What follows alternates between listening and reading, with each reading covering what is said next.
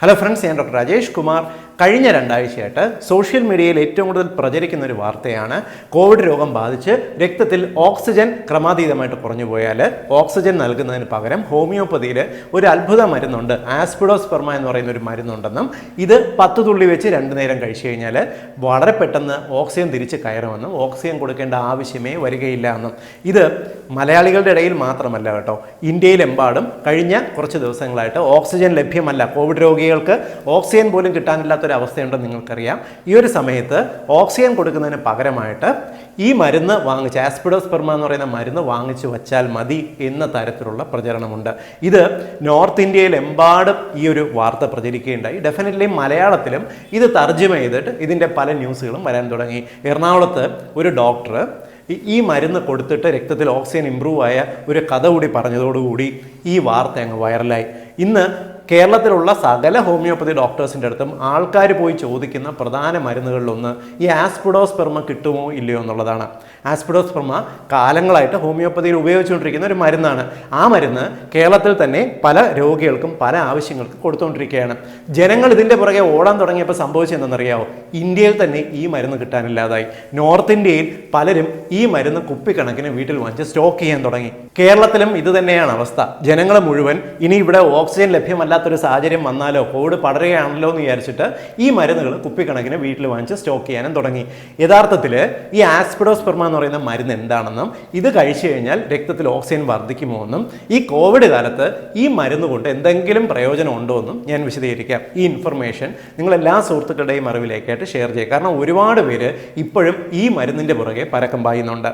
ആസ്പിഡോസ്പെർമ എന്ന് പറയുന്ന ഈ മരുന്ന് യഥാർത്ഥത്തിൽ ഉണ്ടാക്കുന്നത് ക്യുബ്രാക്കോ ആസ്പിഡോസ്പെർമ എന്ന് പറയുന്ന ഒരു ചെടിയിൽ നിന്നാണ്. ആ ചെടിയുടെ ആൽക്കലോയിഡാണ് ഈ ഹോമിയോപ്പതിയിൽ ഈ മരുന്നായിട്ട് ഉപയോഗിക്കുന്നത്. അതിൻ്റെ മദർ ടിഞ്ചറാണ് പ്രിപ്പയർ ചെയ്ത് ഉപയോഗിച്ച് വരുന്നത്. ഇതിനകത്ത് ആസ്പിഡോസ്പെർമിൻ എന്ന് പറയുന്ന ഒരു ആൽക്കലോയിഡാണ് അതിന് ഒരു മെഡിസിനൽ പ്രോപ്പർട്ടി നൽകുന്നത്. ആസ്പിഡോസ്പെർമ സാധാരണഗതിയിൽ ഉപയോഗിച്ച് വരുന്നത് 2 കണ്ടീഷനാണ്. ഒന്ന്, നമുക്ക് ശ്വാസകോശത്തിന് ഒരു സഡനായിട്ടുള്ള ഒരു ഇൻഫെക്ഷൻ കൊണ്ടല്ലാതെ വരുന്ന ശ്വാസം മുട്ടൽ. പതിവായിട്ട് ക്രോണിക് ആയിട്ട് ആസ്മ കണ്ടീഷൻ ഉള്ളവർക്ക് ആസ്മ രോഗം കൺട്രോൾ ചെയ്ത് നിർത്തുന്നതിന് നമുക്ക് ആസ്പിഡോസ്പെർമ ഉപയോഗിക്കാവുന്നതാണ്. അത് പലപ്പോഴും ഹോമിയോപ്പതിയിൽ ഈ മരുന്ന് ഉപയോഗിക്കുന്നതിന് അതിൻ്റേതായിട്ടുള്ള കറക്റ്റ് ഇൻഡിക്കേഷൻ ഉണ്ടാകണം. അതായത് ശ്വാസകോശത്തിലധികം കഫം ഉണ്ടാകാൻ പാടില്ല. ഒരു ഡ്രൈ സ്പാസ്മോഡിക് ടൈപ്പ് ആസ്മ കാണുകയാണെങ്കിലാണ് ഈ മരുന്ന് ഏറ്റവും കൂടുതൽ ഇൻഡിക്കേറ്റഡ് ആകുന്നത്. രണ്ടാമത്തെ കണ്ടീഷൻ കാർഡിയാക് ആസ്മയാണ്. കാർഡിയാക് ആസ്മ എന്ന് പറഞ്ഞാൽ നമ്മുടെ ശ്വാസകോശത്തിനെ ബാധിച്ചിട്ടല്ലാതെയും നമുക്ക് ശ്വാസമുട്ടൽ അനുഭവപ്പെടാം. അതായത് നമ്മുടെ ശ്വാസകോശത്തിൽ നിന്നും രക്തത്തിലേക്ക് എത്തുന്ന ഓക്സിജനെ നമ്മുടെ ആ ഓക്സിജനേറ്റഡുള്ള രക്തത്തിനെ ഹൃദയം പമ്പ് ചെയ്ത് നമ്മുടെ ശരീരത്തിലെ എല്ലാ ഭാഗത്തേക്കും എത്തിക്കാൻ പറ്റണം. ഹൃദയത്തിന് ഓക്സിജൻ കൂടുതലുള്ള രക്തത്തിനെ പമ്പ് ചെയ്ത് ശരീരം മുഴുവൻ എത്തിച്ചാൻ സാധിച്ചില്ലെങ്കിലോ അതും നമുക്ക് ഒരു തരത്തിൽ ശരീരത്തിന് വിമിഷ്ടം അനുഭവപ്പെടാം. അത് ഒന്നുകിൽ ഹൃദയത്തിൻ്റെ മസിലുകൾക്ക് പ്രോബ്ലം ഉണ്ടെങ്കിലോ ഇല്ലെങ്കിൽ ഹൃദയത്തിൻ്റെ വാൽവിന് കംപ്ലൈൻ്റ് ഉണ്ടെങ്കിൽ പലപ്പോഴും ശുദ്ധരക്തവും അശുദ്ധരക്തവും തമ്മിൽ മിക്സപ്പായി എന്ന് വരാം. ഈ ഒരു സാഹചര്യത്തിൽ രക്തത്തിൽ ഒരുപക്ഷെ കാർബൺ ഡൈ ഓക്സൈഡ് കൂടുതൽ അല്പം കണ്ടുവെന്നും ഓക്സിജൻ്റെ അളവ് അല്പം കുറഞ്ഞു എന്ന് വരാം. അത് ഈ ശുദ്ധരക്തവും അശുദ്ധരക്തവും മിക്സ് ചെയ്യുന്നത് കൊണ്ടാണ്. ഇത് മാത്രമല്ല, പല ക്രോണിക് കണ്ടീഷൻസിലും പലർക്കും ഈ രക്തത്തിൽ ഹീമോഗ്ലോബിന് ഓക്സിജനെ വഹിച്ചുകൊണ്ട് പോകാനുള്ള ശേഷി കുറഞ്ഞു എന്ന് വരാം. ഈ ഒരു സാഹചര്യത്തിൽ നമ്മുടെ രക്തത്തിന്, അതായത് ഹീമോഗ്ലോബിന് ഓക്സിജനെ വഹിച്ചുകൊണ്ട് പോകാനുള്ള ശേഷി വർദ്ധിപ്പിക്കാനായിട്ട് നമുക്ക് ആസ്പിഡോസ്പെർമ ഉപയോഗിക്കാവുന്നതാണ്. അതായത് ശ്വാസകോശത്തിൽ നിന്നും ആവശ്യത്തിന് ഓക്സിജൻ രക്തത്തിലേക്ക് എത്തുന്നുണ്ട്, പക്ഷേ രക്തത്തിന് ഇതിനെ വഹിച്ചുകൊണ്ട് പോകാൻ സാധിക്കുന്നില്ല എന്നുള്ളൊരവസ്ഥയിൽ മാത്രമാണ് ആസ്പിഡോസ്പെർമ ഫലപ്രദമാകുന്നത്. എന്നാൽ കോവിഡ് രോഗികളുടെ കാര്യത്തിൽ സംഭവിക്കുന്ന എന്താണെന്ന് വിശദീകരിക്കാം. കോവിഡ് രോഗികളുടെ കാര്യത്തിൽ അവർ ശ്വാസം എടുക്കുമ്പോൾ ശ്വാസത്തിനകത്തുള്ള വായുവിലുള്ള ഓക്സിജനെ നമ്മുടെ ശ്വാസകോശത്തിന് രക്തത്തിലേക്ക് കൺവേർട്ട് ചെയ്യാൻ, രക്തത്തിലേക്ക് എത്തിക്കാൻ സാധിക്കാത്ത ഒരു സാഹചര്യമാണ് ഉണ്ടാകുന്നത്. കാരണം നമ്മുടെ ശ്വാസകോശത്തിനകത്തുണ്ടാകുന്ന ആ ഇൻഫെക്ഷൻ ന്യൂമോണിയ ആ ശ്വാസകോശത്തിനകത്ത് കഫം നിറയുകയും അവിടുത്തെ കോശങ്ങൾക്ക് കേടുവരുത്തുകയും ചെയ്യുന്നത് കൊണ്ടാണ് നമുക്ക് ഈ ഒരു ഓക്സിജനെ രക്തത്തിലേക്ക് എത്തിക്കാൻ ശ്വാസകോശത്തിന് സാധിക്കാത്തത്. അതായത് ഈ കോവിഡ് രോഗത്തിൽ ഇൻഫെക്റ്റഡ് ആയിട്ടുള്ള ന്യൂമോണിയ ബാധിച്ച ശ്വാസകോശത്തിൽ ഓക്സിജൻ രക്തത്തിലേക്ക് കലർത്താനുള്ള ശേഷി ഈ ശ്വാസകോശത്തിന് കുറഞ്ഞു പോകുമ്പോൾ ആസ്പിഡോസ്പെർമയ്ക്ക് അതിനകത്ത് കാര്യമായിട്ട് റോളില്ല എന്നുള്ളതാണ് വാസ്തവം. ഏത് മരുന്നിനാണോ നമ്മുടെ ശ്വാസകോശത്തിനുണ്ടാക്കുന്ന ഇൻഫെക്ഷൻ കുറയ്ക്കാൻ സാധിക്കുമോ ആ മരുന്നാണ് ഈ ഒരു സ്റ്റേജിൽ ആ രോഗിക്ക് നൽകേണ്ടത്. ഇത് കേൾക്കുമ്പോൾ പലർക്കും ഒരു സംശയം തോന്നാം, ഈ ആസ്പെഡോസ്പെർമ നൽകിയതിന് ശേഷം രക്തത്തിൽ ഓക്സിജന്റെ അളവ് പെട്ടെന്ന് കൂടുന്ന വീഡിയോ എല്ലാം സോഷ്യൽ മീഡിയയിൽ വരുന്നുണ്ടല്ലോ എന്നൊരു സംശയം തോന്നാം. ഇതിന്റെ കാരണം എന്തെന്നറിയാവോ? നമ്മൾ കഴിക്കുന്ന ഈ ആസ്പെഡോസ്പെർമ നമ്മുടെ ശ്വാസകോശത്തിലും ചെറിയൊരു ആക്ഷൻ കിട്ടും.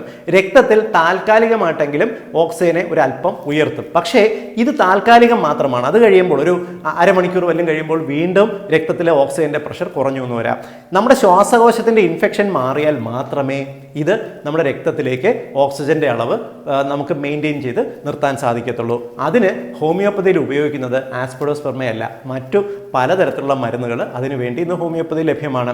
മെഡോറിനം, ഫോസ്ഫറസ്, കോസ്റ്റിക്കം, കാർബോ വെജിറ്റബിൾസ്, പൾസാറ്റില പോലുള്ള ഹോമിയോപ്പതിയുടെ മരുന്നുകൾ നല്ലൊരു ഡോക്ടറെ കണ്ടു കഴിഞ്ഞാൽ നമുക്ക് ശ്വാസകോശത്തിന് ഇൻഫെക്ഷൻ ബാധിക്കാതെ അല്ലെങ്കിൽ ചെറിയ ചുമയുണ്ടെങ്കിലോ അത് കൂടാത്ത രീതിയിൽ നമുക്ക് മാനേജ് ചെയ്യാൻ സാധിക്കും. എന്നാൽ കോവിഡ് രോഗികളിൽ രോഗം ഗുരുതരമായി ഒരു കടുത്ത വൈറൽ ന്യൂമോണിയയിലേക്ക് നീങ്ങുകയാണെന്നുണ്ടെങ്കിൽ ഡെഫിനറ്റ്ലി അവർക്കൊരു ക്രിട്ടിക്കൽ കെയർ ആവശ്യമാണ്. ആ ഒരു ഇൻഫെക്ഷൻ കുറയ്ക്കാനുള്ള മരുന്നുകളും അതോടൊപ്പം തന്നെ രക്തത്തിൽ ഓക്സിജന്റെ അളവ് കുറയുകയാണെങ്കിൽ ഓക്സിജൻ നൽകുക ഉൾപ്പെടെയുള്ള അടിയന്തര ചികിത്സാ രീതികളും ഉപയോഗിക്കുക തന്നെ വേണം. ഒരിക്കലും ആ ഒരു സാഹചര്യത്തിൽ നിങ്ങൾ ഓക്സിജൻ നൽകുന്നതിന് പകരം ആസ്പെഡോസ്പെർമ മതിയാകും എന്നുള്ളൊരു വിശ്വാസത്തിൽ സ്വയം ചികിത്സയ്ക്ക് മുതിരരുത്. അതല്ലാതെ ആസ്പെഡോസ്പെർമ നമുക്ക് ഉപയോഗിക്കാൻ സാധിക്കുന്നത് നമുക്കൊരു ക്രോണിക് ആസ്മ കണ്ടീഷന് ഉപയോഗിക്കാം. അതല്ലാതെ ഹൃദയവുമായിട്ട് ബന്ധപ്പെട്ട് വരുന്ന ശ്വാസമുട്ടലിനും കിതപ്പിനും രക്തത്തിൽ ഓക്സിജൻ ആ ഒരു കണ്ടീഷൻ കൊണ്ട് കുറഞ്ഞാൽ നമുക്ക് ഡെഫിനറ്റ്ലി ഉപയോഗിക്കാവുന്നതാണ്. പക്ഷേ ഇപ്പോൾ കേരളത്തിൽ സംഭവിക്കുന്ന അപകടം എന്തെന്നറിയോ? ജനങ്ങൾ ഈ മരുന്ന് മേടിച്ചു വെച്ചിട്ട് അവരുടെ പരിചയത്തിൽ ആർക്കെങ്കിലും കോവിഡ് രോഗം ഉണ്ടായിരുന്നു എന്ന് അറിഞ്ഞു കഴിഞ്ഞാൽ ഈ മരുന്ന് അവർക്ക് ഇഷ്ടമുള്ള ഡോസ് സ്വയം അങ്ങ് കഴിച്ചു തുടങ്ങും. കഴിഞ്ഞ ദിവസം ഞാനൊരു കേസ് പറയാം.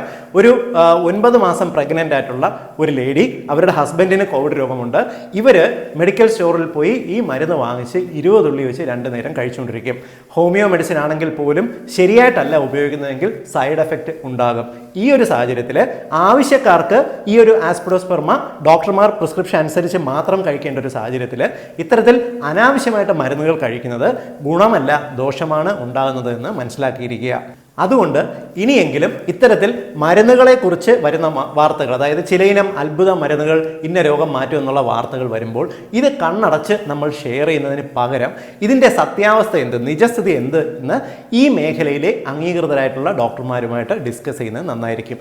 ഞാൻ ഈ പറഞ്ഞ ഇൻഫർമേഷൻ, ഈ അത്ഭുത മരുന്നിനെ കുറിച്ചുള്ള സത്യാവസ്ഥ, ഇതിൻ്റെ എന്താണ് ഉപയോഗം എന്നുള്ള ക്ലിയർ ആയിട്ടുള്ള ഒരു മെത്തേഡ് നിങ്ങളെല്ലാ സുഹൃത്തുക്കളുടെയും അറിവിലേക്കായിട്ട് ഷെയർ ചെയ്യുക. അനാവശ്യമായിട്ട് മരുന്നുകൾ ഉപയോഗിക്കുന്ന ഒരു രീതിയിൽ നിന്നും മലയാളികൾ പിന്തിരിയട്ടെ. കോവിഡിനെ കുറിച്ചുള്ള ഏറ്റവും പുതിയ അപ്ഡേറ്റുമായി വീണ്ടും കണ്ടുമുട്ടാം. ബൈ.